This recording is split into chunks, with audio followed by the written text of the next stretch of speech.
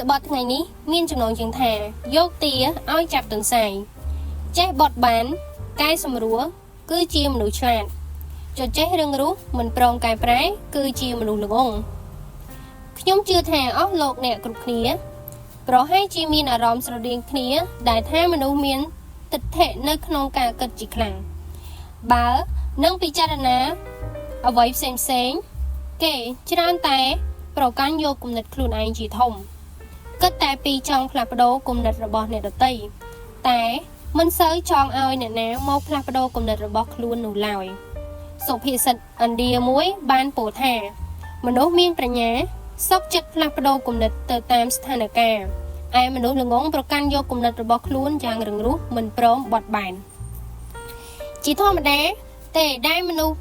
បច្ចុប្បន្នតែងប្រព្រឹត្តខុសឆ្គងខ្លះឬបានបង្កើតរឿងដែលមិនសូវឆ្លាតខ្លះតែបើយើងយល់ថាខ្លួនឯងខ្លាំងហើយខ្លួនឯងចេះហើយគំនិតរបស់ខ្លួនត្រឹមត្រូវគ្រប់គ្រាន់ហើយគ្មានខ្វះខាតអ្វីទៀតទេមិនព្រមស្ដាប់យោបល់គេឯងមិនព្រមស្វែងយល់ឲ្យបានស៊ីជម្រៅហើយបើជាសម្រាប់ចិត្តធ្វើអ្វីដោយពុំមានព័ត៌មានគ្រប់គ្រាន់បែបនេះវានាំឲ្យយើងធ្លាក់ក្នុងករណីគិតតែខ្លួនឯងត្រូវតែខ្លួនឯងទីបំផុតវាអាចឈានទៅដល់ការខាតបងផ្សេងជាមិនខានកាលពីយូរលង់ណាស់មកហើយមានបរិះកុំជើផេះម្នាក់ស៊ីដេកមួយថ្ងៃមិនព្រមធ្វើអ្វីសោះគិតតែពីស្រមើសម័យម្ដងចង់ស៊ីនេះម្ដងចង់ស៊ីនោះតែមិនព្រមលុកដៃប៉ះពាល់អ្វីឲ្យកើតជាប្រយោជន៍អ្វីឡើយមានថ្ងៃមួយកំពុងតែដេកនៅនឹងគ្រែគេគិតថាប្រសិនបើមានសាច់ទន្សាយព្រៃយកមកធ្វើម្ហូបស៊ីច្បាស់ជាឆ្ងាញ់មាត់មិនខាននិងម្យ៉ាងទៀតគេធ្លាប់ឮអ្នកស្រុកនិយាយថាសត្វស្ទៀងអាចចាប់ទន្សាយព្រៃបាន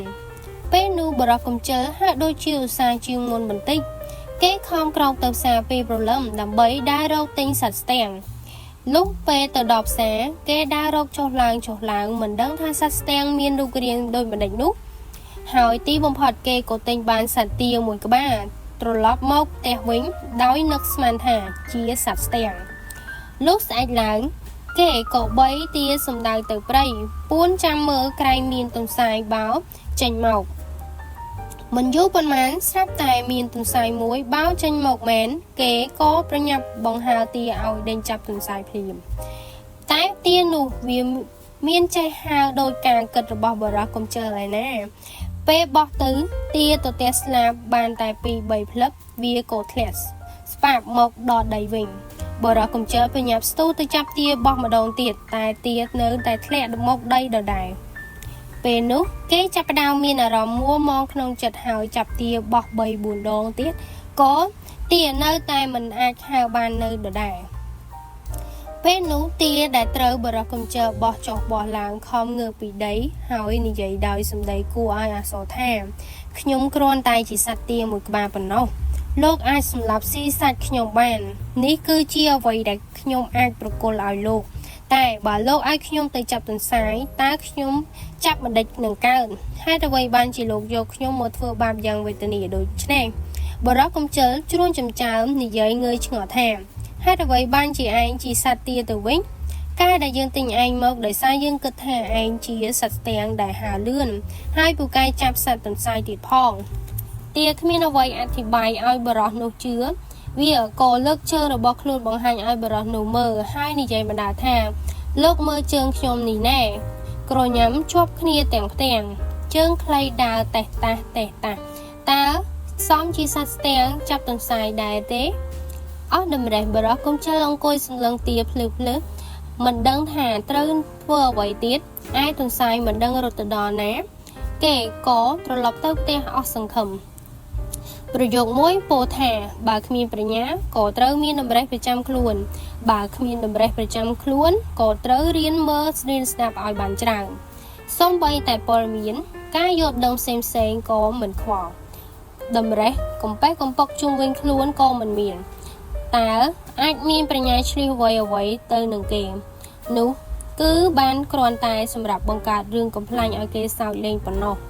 មនុស្សដែលមិនសូវមានការយល់ដឹងជុំវិញខ្លួនច្រើនតែធ្លាក់នៅទៅក្នុងលំនាំនៃការគិតតែខ្លួនឯងត្រូវតែខ្លួនឯង ដោយយកឃើញថាខ្លួនឯងអាចគិតត្រូវបានជាងាយឃើញខុសទៅជាត្រូវទៅជាខុសខ្វះគំនិតផ្សេងសម្រាប់យកមកបូកផ្សំពិចារណាអាស្រ័យតែម្យ៉ាងទៅលើការគិតនិងការសម័យរបស់ខ្លួនតែម្នាក់ដោយកង្កែបក្នុងអណ្ដូងដូច្នោះនោះជាប្រការមួយដែលពិបាកនៅក្នុងការស្វែងរកជោគជ័យសម្រាប់ជីវិតរបស់ខ្លួនចូលជ្រើសរើស1រីករាយនឹងទទួលស្ដាប់រៀនសូត្រជាប់ជាប្រចាំកែសម្រួលគំនិតខ្លួនឯងឲ្យកាន់តែប្រសើរឡើង2ចេះយើងចេះអស់ហើយយើងមិនខ្វល់យើងមិនស្ដាប់តើអ្នកជ្រើសរើសយកមួយណាយើងមិនគួរប្រើចិញ្ចែងសម្រាប់ថ្លឹងខ្លួនឯងយកទៅថ្លឹងអ្នកជិតខាងនោះទេ